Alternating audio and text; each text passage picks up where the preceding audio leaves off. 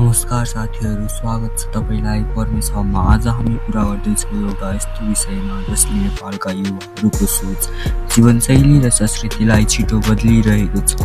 TikTok इन्फ्लुएन्सरहरू।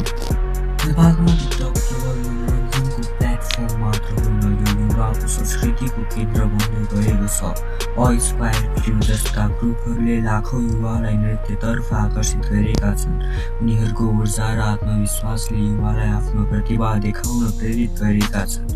त्यस्तै शुभम शुक्ला जस्ता क्रिएटरहरूले हास्य र प्रेरणादायी स्क्रिप्ट मार्फत युवालाई हँसाउने मात्र होइन, सोच्न पनि बाध्य बनाएका छन्। फेसन र जीवनशैलीमा पनि टिकटक इन्फ्लुएन्सरहरूको ठुलो प्रभाव छ।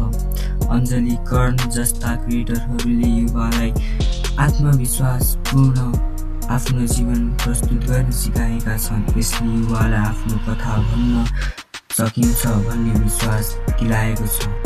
युवाले टिकटकबाट सिकेको मुख्य कुरा भनेको आवाज उठाउन साहस हो।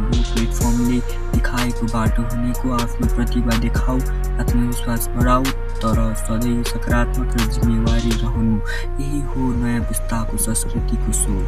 तपाईलाई यो भिडियो कस्तो लाग्यो कमेन्ट आफ्नो विचार लेख्नुहोस्। भिडियो मन परेमा लाइक, सेयर र सब्स्क्राइब गर्न नबिर्सिनुहोस्।